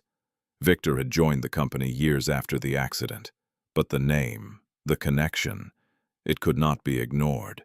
Sarah spoke softly. "Do you think it's the same person?" Malik's voice was calm. Too calm, I don't know, but something inside him had already begun to shift, because if the driver's last word truly had been Mensa, Then the truth about his brother's disappearance might not only involve unknown men in a stormy night, it might reach directly into the present, into his own company, into the life of the man who had been standing beside him only hours earlier. Malik looked at Sarah and Mama Atieno again. "I promise you something," he said quietly. "I will find out what really happened that night." Sarah felt a mix of relief and fear, because the story she had carried for years was no longer just a memory. It had become a question powerful enough to shake an empire, and somewhere across Nairobi, Victor Mensah was already working to make sure that question never found its answer. The room in Kawangware fell silent after Mama Atieno whispered the name. Mensah. For several seconds, no one spoke. Outside, a group of children ran past the building, their laughter drifting through the cracked window. The ordinary sounds of life felt strangely distant compared to the tension that had settled inside the small room. Malik Okoth stood motionless. The name repeated itself in his mind again and again. Mensah. He knew many people with that surname. It was common in West Africa, and not unusual among business partners across the continent. But there was one man in particular, whose presence now seemed impossible to ignore. Victor Mensah, his chief operations officer. The man who had built Okoth Global's logistics systems over the past decade. The man who had stood in Malik's office only hours earlier, arguing against investigating Sarah's story. Malik turned slowly back toward the bed. "You're certain that was the name?" the driver tried to say. Mama Atieno's breathing had grown heavier. "I am not completely certain," she admitted weakly, "but that is what it sounded like." Sarah sat quietly beside her mother, gripping her hand. The strength that had carried Mama Atieno through the story was fading quickly. Malik noticed. "You should rest now," he said gently. Mama Atieno looked at him carefully. "For many years I believed speaking about that night would bring danger." She coughed softly. "But now the truth belongs to you." Malik nodded. "And I intend to find it." Mama Atieno closed her eyes slowly, exhausted. Sarah adjusted the blanket around her shoulders. For a long moment, the room remained quiet. Finally, Sarah spoke. "What will you do?" Now Malik looked toward the window.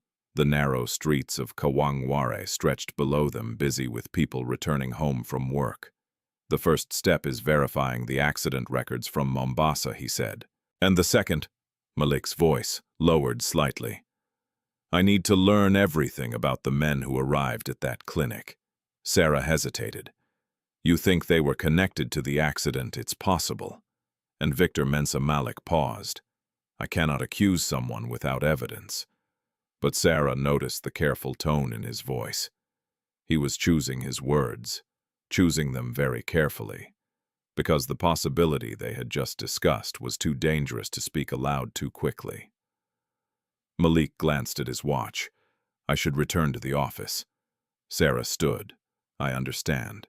He turned toward the door, but paused before leaving. "Sarah, yes, you showed remarkable courage today." She looked down shyly. "I only did what my mother asked." Malik nodded.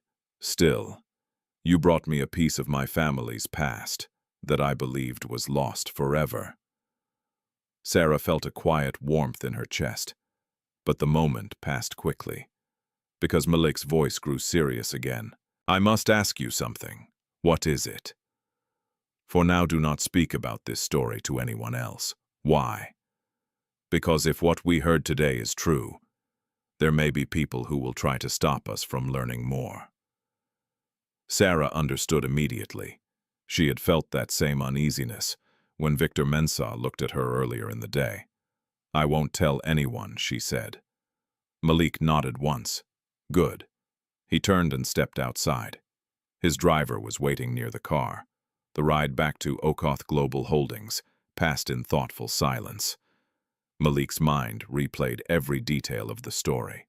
The accident, the clinic, the missing child, and, finally, the name whispered by the dying driver.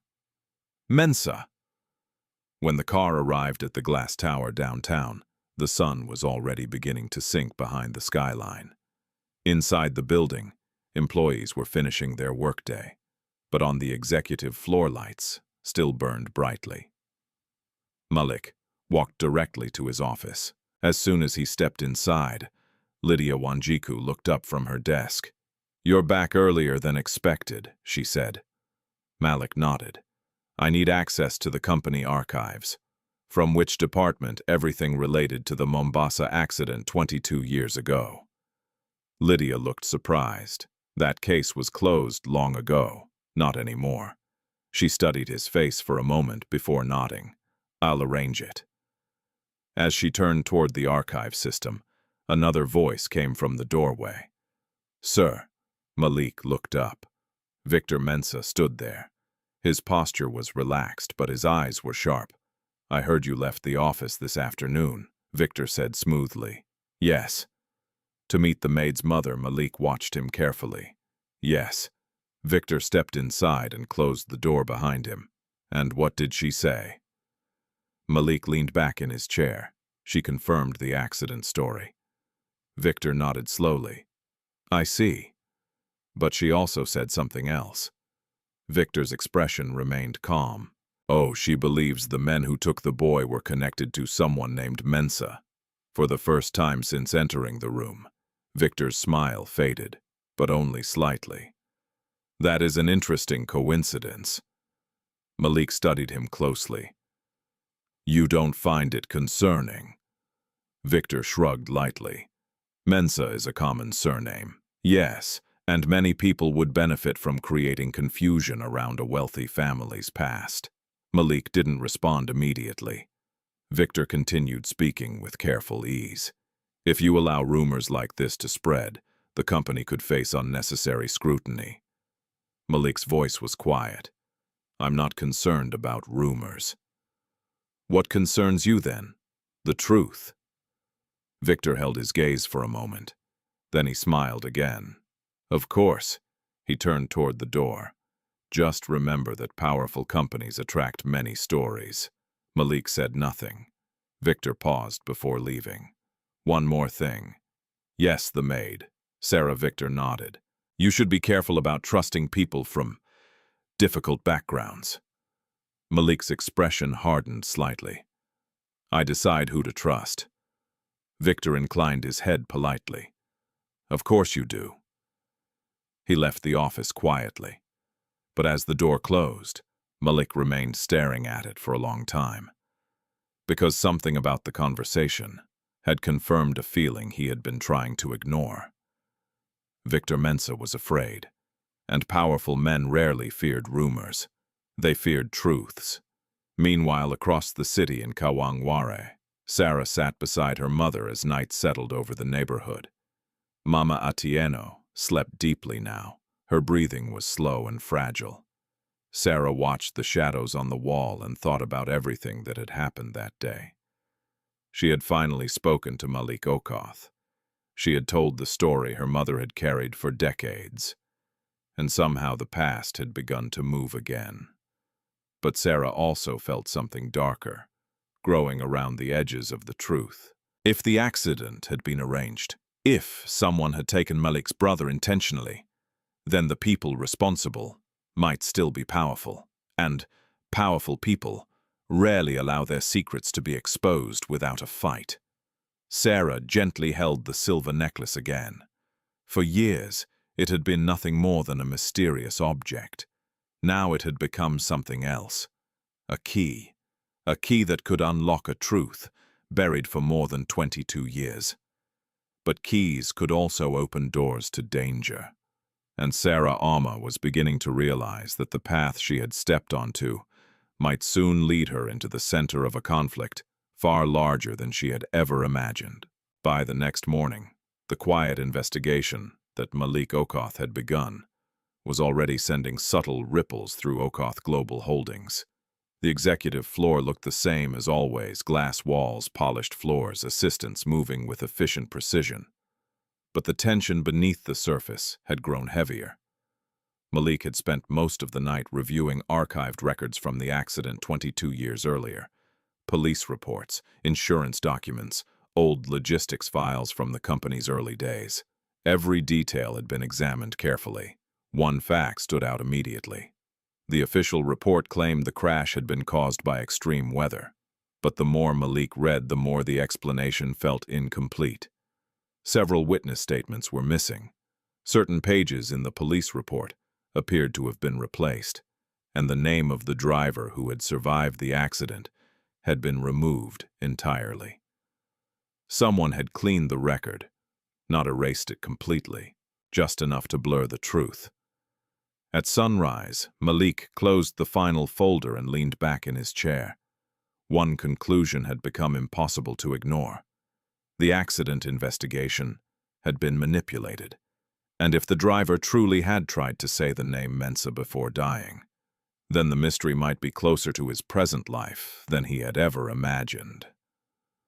A soft knock interrupted his thoughts. "Come in." The door opened. Lydia Wanjiku stepped inside holding a tablet. "The board members have arrived for the quarterly meeting," she said. Malik nodded. "I'll be there shortly." She hesitated before leaving.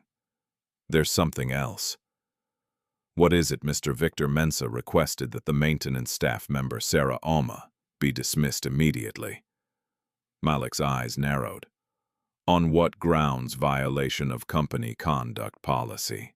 Because she blocked my path yesterday." "Yes." Malik leaned forward slightly. "And who authorized the request, Mr.?" "Mensa submitted it to Human Resources this morning." Malik stood slowly.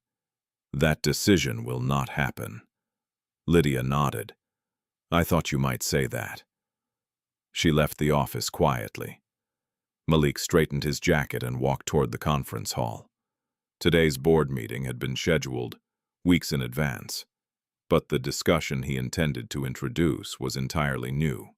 The boardroom of Okoth Global Holdings was large and immaculate. A long table stretched across the room, surrounded by senior executives and investors. Screens displayed charts and financial projections. At the far end sat Victor Mensa reviewing documents with his usual calm focus. When Malik entered the room, fell silent. "Good morning," Malik said. The meeting began normally. Quarterly growth numbers were presented. Regional expansion plans were discussed. But after an hour, Malik raised his hand. "I would like to address a separate matter." The board members looked up. Victor's expression remained composed, but his eyes sharpened slightly. Malik placed a small object on the table. "The silver necklace. I recently received new information regarding the accident that occurred 22 years ago involving my family." Several board members exchanged curious glances. Victor leaned back in his chair. Malik continued. "For many years, we believed the incident was caused by severe weather." He opened a folder and placed several documents beside the necklace. But after reviewing archived records, it appears the investigation was incomplete. A murmur spread through the room. Victor finally spoke. "With respect, sir, reopening an old family tragedy may not be productive." Malik's gaze moved toward him. "I disagree." Victor folded his hands. "The company's stability depends on focusing on the future." Malik nodded calmly. "And the future depends on integrity." He turned toward the rest of the board. "A witness from that night has recently confirmed that my younger brother survived the crash." The room erupted in shocked whispers. Victor's posture stiffened. Malik continued speaking. "But according to that witness, the boy was taken from the clinic shortly after arriving." One of the investors leaned forward. "You're suggesting kidnapping?" "It is a possibility." Victor spoke again, his tone controlled. "This claim comes from a single source." "Yes," Malik said, but that source also remembered the final word spoken by the driver who survived the crash. Victor's eyes flickered slightly. Malik's voice remained steady. The driver attempted to say a name before losing consciousness. The boardroom grew completely silent. Malik looked directly at Victor. The name he tried to say was Mensa. For a moment, No one moved. Victor slowly stood from his chair. "That accusation is absurd." "I made no accusation," Malik replied calmly. "I simply repeated the witness's statement." Victor's smile returned, though it looked strained. "There are thousands of people with that surname. Yes, and yet you chose to bring this into a board meeting." Malik folded his hands. "Because if the accident was manipulated, the truth concerns not only my family, but the leadership of this company." Victor shook his head. "This is a misunderstanding." "Perhaps." Malik turned toward Lydia, who had been waiting near the door. "Please bring in our witness." The door opened. Every person in the room turned. Standing nervously at the entrance was Sarah Auma, still wearing her faded cleaning uniform. The sight shocked several executives. Victor's jaw tightened. Malik gestured for her to step forward. "Sarah, please tell the board what your mother told us yesterday." Sarah's heart pounded as she walked toward the table. Never in her life had she imagined standing in a room like this, but she remembered her mother's voice. "The truth belongs to him now." She spoke slowly, recounting the story of the accident, the clinic, the unconscious child, the mysterious men who arrived during the storm, and finally, the driver's last whispered word. When she finished, the boardroom remained silent. Victor laughed softly. "This is hearsay." Malik placed another document on the table. "A hospital archive from Nairobi General confirms the necklace belonged to my brother." Victor's smile disappeared completely. "And the police report shows missing pages from the original investigation." One of the board members looked toward Victor. "Is there any explanation for that?" Victor said nothing. Malik's voice grew firmer. "For 22 years, this company has grown on the reputation of trust and leadership." He looked around the table. "If anyone within our leadership was involved in covering up the disappearance of a child, the truth must be exposed." The tension in the room had become almost unbearable. Victor's calm mask finally cracked. "You are destroying your own company over a rumor," he snapped. Malik stood slowly. "No." His voice carried quiet authority. "I am protecting it." Security officers appeared at the door behind Lydia. Malik looked directly at Victor. "Until this investigation is complete, you are suspended from all company duties." Victor's face went pale. "You can't do this without proof." Malik's expression remained steady. "The proof will come." For the first time since the meeting began, Victor seemed genuinely shaken, because the secret he believed had been buried 22 years ago was now standing in the center of the room. And the person who had brought it there was a poor maid from Kawangware who had refused to step aside. The silence that followed Malik Okoth's announcement felt heavier than any storm. Inside the boardroom of Okoth Global Holdings, every person present seemed frozen between disbelief and realization. The company that had been known for its discipline and order was suddenly standing at the edge of a truth no one had expected to confront. At the far end of the table, Victor Mensah remained standing. The confident executive who had dominated board meetings for years now looked like a man calculating his final move. "You're making a mistake," Victor said slowly. His voice had lost its smooth calm. Malik did not sit. "I am correcting one." Victor's eyes flicked toward the security officers, standing near the door. "You really believe this Maid's story?" Malik glanced toward Sarah Auma, who still stood quietly beside the table. Then he looked back at Victor. "I believe evidence." Victor let out a short laugh. "Evidence?" "Yes." Malik opened another file on the table. "This morning, my legal team contacted the Mombasa Highway Police Archive." Victor's smile faded. Malik continued. "The original accident report listed 3 vehicles involved in the crash." He placed a printed document in front of the board members. But the updated version removed one of them. One of the investors leaned closer. "What vehicle?" Malik's voice remained steady. a private security truck, registered under a company called Mensa Logistics. The room erupted with murmurs. Victor's expression hardened. "That company closed years ago." "Yes," Malik said. "But before it closed, it had a single executive director." Victor said nothing. Malik finished the sentence calmly. "Victor Mensa." The tension in the room snapped like a wire pulled too tight. Several board members turned toward Victor in shock. Victor's voice dropped. "You're twisting old paperwork into conspiracy." Malik shook his head slightly. The police archive also confirmed that the driver who survived the crash attempted to report interference before his death. Victor's eyes darkened. "And suddenly you believe every rumor from the past." Malik leaned forward slightly. "Because the missing vehicle left the scene before police arrived." Victor laughed again, but the sound carried a hint of desperation. "You think I kidnapped your brother?" Malik's expression did not change. "I think someone arranged that accident." Victor's jaw tightened. "And you believe that someone was me?" Malik said nothing, but the silence was answer enough.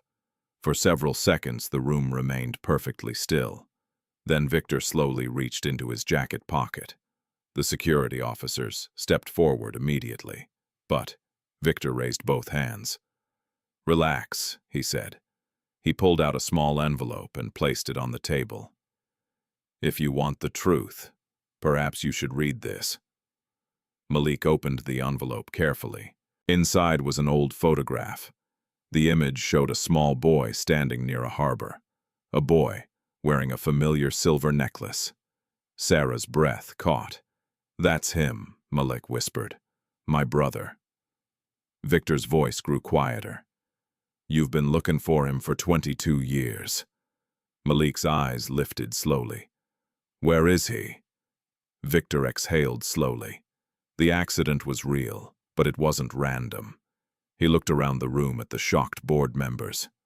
"Your father had enemies, Malik." "That's not news." "No," Victor said.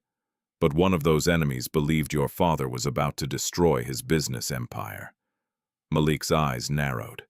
"And that enemy hired men to cause the crash." Victor nodded slowly. "But the plan was never to kill the child." "Then why take him?" Victor hesitated. "Leverage."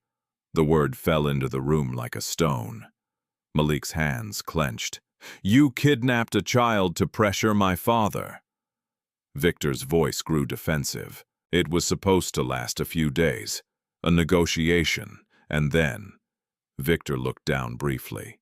"Your father refused to negotiate." Malik's voice became dangerously quiet. "So you kept him?" Victor shook his head. "No." "Then where is he?" Victor met his gaze. The boy was taken out of Kenya the same night, to where Victor hesitated. "Ghana." The room erupted again. Malik's voice cut through the noise. "Is he alive?" Victor swallowed. "Yes." Sarah felt tears rise unexpectedly in her eyes.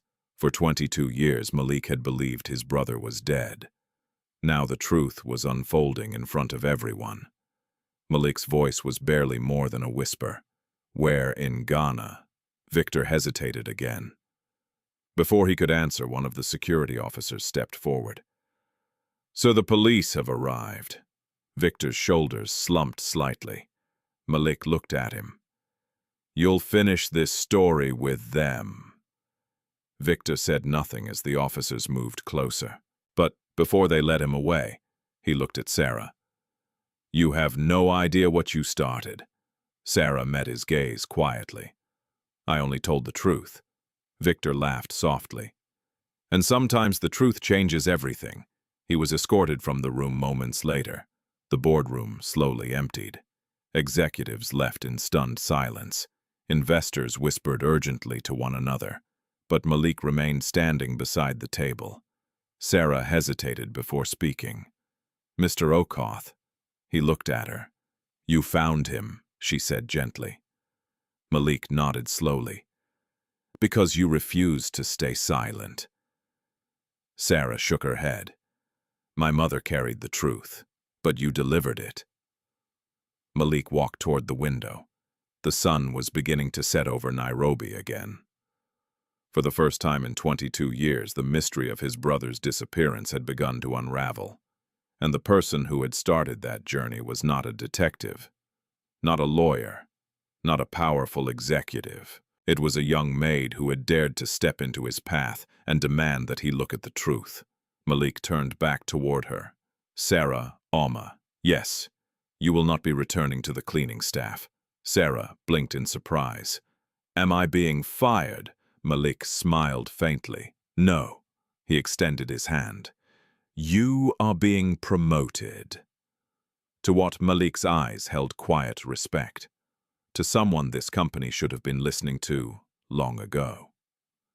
Sarah took his hand, and in that moment, the invisible barrier between their worlds quietly disappeared. For many people, Sarah Auma would have remained invisible forever.